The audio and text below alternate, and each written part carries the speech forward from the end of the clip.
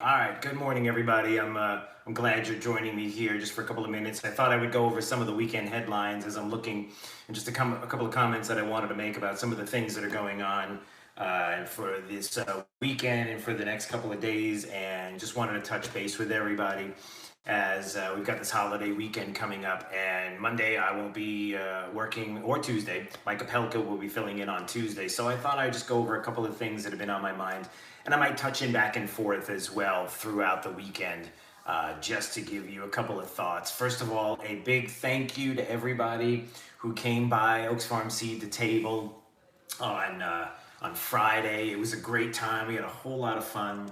And big thank you to Ben Allen and my friend Alan James for coming by and performing that song, We Are Americans. It's still stuck in my head, but it's great to hear people, especially locally, making some really awesome patriotic music and remembering, especially now. And so I can't tell you how awesome it was. Everybody who showed up, and if you had a chance to watch, certainly thank you for watching and supporting Ben and others like him. So appreciate that. All right, so a couple of things I just wanted to go over with you and get your thoughts on as well.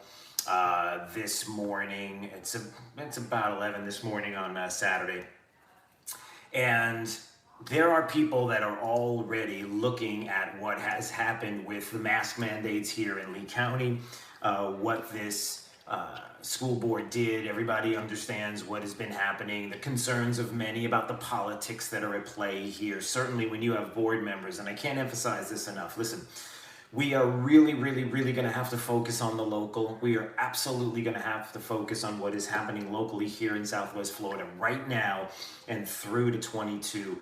We're going to have to really find great candidates to run for the Lee County School Board, Collier County, other places around Southwest Florida. Make sure that we are vetting candidates, we are vetting people, and keeping an eye on all of these local stories, because those things are the one thing that we can control. As we look at Washington, D.C. and the mess that is over there, I cannot emphasize enough some of the stories I'm going to bring up where we get frustrated.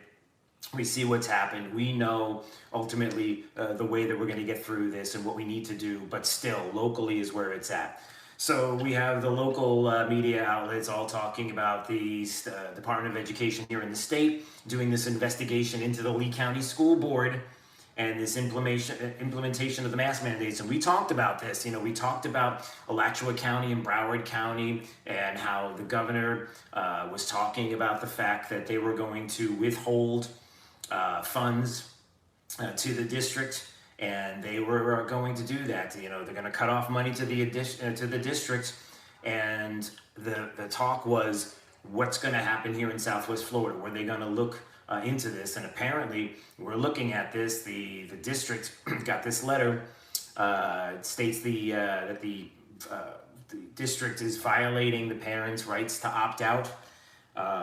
Again, I cannot tell you how frustrating it has been for the past couple of days as I've talked to some people. I've talked to my wife about this as well just this morning, and how there are individuals that in this case, in this situation, with what we know after 18 plus months about this virus, everything we know, all the therapies that we know about, some of the therapies that I've brought up on the program, the questions I have about local doctors and hospitals and what they have not been recommending when it comes to monoclonal antibodies or any other kind of therapies that just send people home and just tell them to rest and relax. And then ultimately they end up in hospital, and then you're wondering why they end up in hospital when we can do something to stop that from happening. I just want to make sure that that is a focus, that that's something that's going on as well.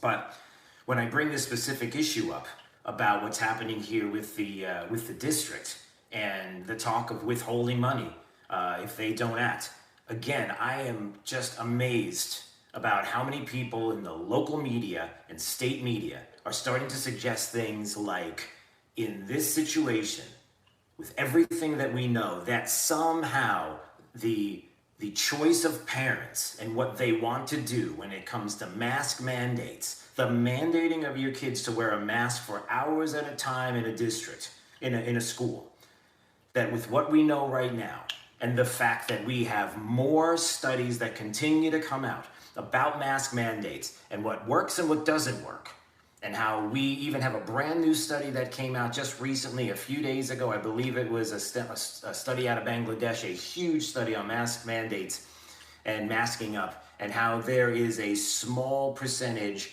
of decrease in the amount of virus when you're talking about those older than, I believe it was in the 60 to 70 year range. But when you're talking to about 40 years of age and under, statistically, there is no difference. The study is out there if you want to see it. Statistically, 40 and under, there is no statistical difference between people who mask up and people who do not mask up. There's study after study. And why can't we talk about both issues? Now, again, I get back to here locally.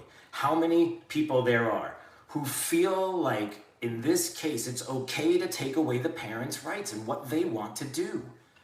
That there are others that are presenting a case, like some doctors, not all doctors, but some doctors and teachers who are telling you that they know better than you do about, with this virus, in this situation, in this case, what's better than what your choice would be for your kids. Having all the information that we have, having everything that we know that is laid out there when it comes to mask mandates, and we're still talking about this. And it's good to see the Department of Education and the governor saying, listen, not only what is going on specifically with the virus, but politically speaking, what's going on here. Look, the governor can't take a loss here. The Department of Education can't take a loss here. I'll say it. That's an important aspect to this. They can't take a loss in this. This is politically something that those that are left-leaning on school boards, that are politically left-leaning in this community, that are people in the state, that they're trying to do. And the fact of the matter is, one of the things that they're trying to do is make this a political loss for this governor. Anything that they can do to chip away at this governor in a state that is quite purple, as much as my shirt is, I don't know if my shirt is purple or not, but as much as people want to believe this is a red state, you got to get out of this bubble sometimes. You need to get out of the Southwest Florida bubble, believing that it is as strong an area as we are here for the governor, to believe that you go across the state and it's the same way across the state. It's not. Sometimes you got to leave the bubble to realize that. But ultimately, the issue, again, as I bring this up, is just what I'm talking about, is that we are going to have to figure this out. We're going to have to figure out what we're going to do with regards to those that are telling us that we are mandated to do something, because mandated vaccines are next. They're just waiting. We're this close. My fingers are thinly spread apart if you're not watching. We are close to having a situation once again where we're going to have something else mandated in a health decision, when we already know a lot about this virus and the things that do and do not affect our kids.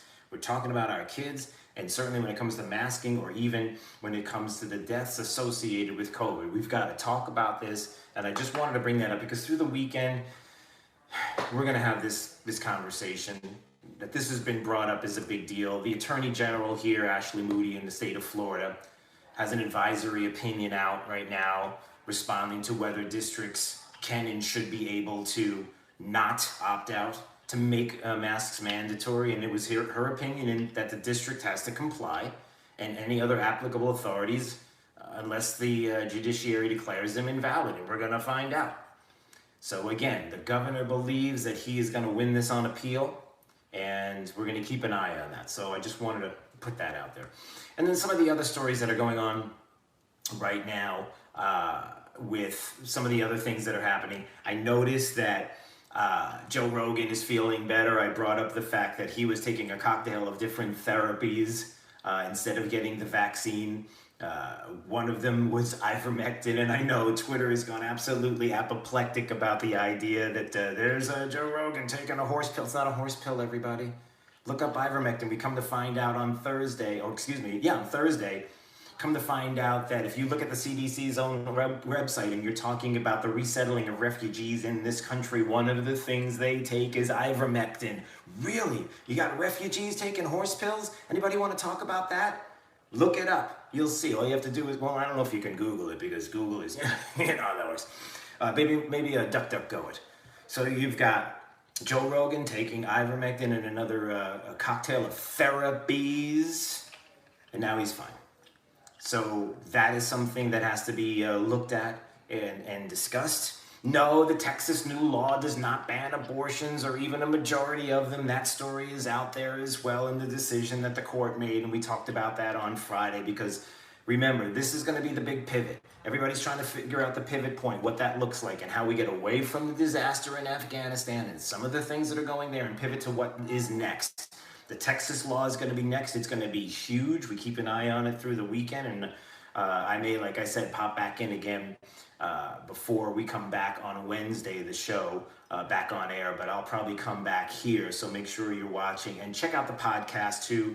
Just type in Drew Steele at your favorite podcast location if you want to go to Apple Podcasts, or you can go to drewsteele.com and you'll see the link right there, and I appreciate you subscribing. So we'll keep an eye on this story. We're finding out that GoDaddy is now cutting off a pro-life whistleblower site because they're upset about the Texas heartbeat law. There's an outrage there.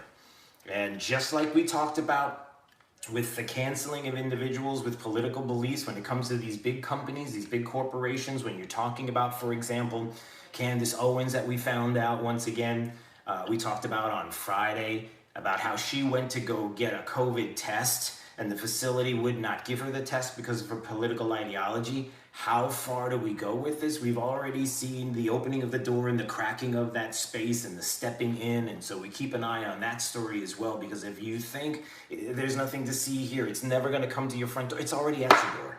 It's already at your door. So it's here. So that's another thing to keep an eye on. Again, how many times we're going to hear about this?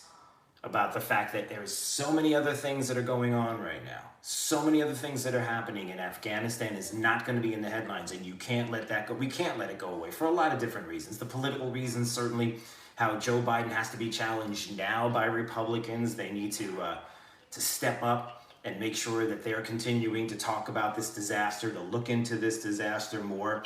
Some of the things that they put together on their own and some of the exploration that they do on their own. You know, the way Democrats always did it against Trump when they want, like the January 6th committee. Listen, if we're not going to have any Republicans, we're still going to do it ourselves. And we got two people there, Liz Cheney being one of them, that, you know, we'll have a bipartisan committee. We're going to do this anyway. Well, Republicans need to do things anyway and keep exploring more on this.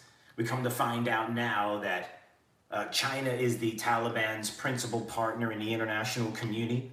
The Islamist group has said it's the strongest signal yet of diplomatic priorities, and how now the Taliban and China have come together. What a disastrous situation this is for the United States. It's not just the decades there in Afghanistan, what has taken place through the 20 years. But remember something as well. One of the critical parts of Afghanistan is not just all the years that have taken place, but it's the ultimate seeming like it's a unquestioned defeat of the United States and the drawback and the pullout and everything that has happened, that they can always have on video. It'll always be in print. It'll be there forever. Forever, the world is going to look at this situation as a defeat for the United States and a victory for the Taliban, and they will be able to do so much with that. It's something that has been happening for centuries. It's the opening up of gates. You want to go back to the defeat of Rome. You want to go back to Hannibal. You want to go back to all different kinds of periods in our history. And you can always see that one of the things that is always on display, the idea of an internet of the time, if you will, of sculptures and artwork and anything that you would see attached to buildings has always been what? It's always been the conquer. It's always been the conquering of different groups, of different countries, of different tribes, of different individuals. It's always been that conquering that has been on display, and who was able to do that. It's something that's etched into history. And now you have the Taliban, who is going around making it seem like that is the victory that is here right now. And China's right along there beside them. And it's a disastrous situation And once again, a situation we didn't have to get into. All right, just some of the stories that I just wanted to touch on, but I really wanted to talk about what's going on with the mask mandates here in Lee County. All right, I'm going to kind of flip this camera around. It's going to look really weird as I step away, as I stop the stream. But just keep an eye on the video channel. Keep an eye on the podcasts. I'll keep updating you with regards to some of the things that I'm thinking about through this holiday weekend. Have a blessed weekend, and I'll see you next week.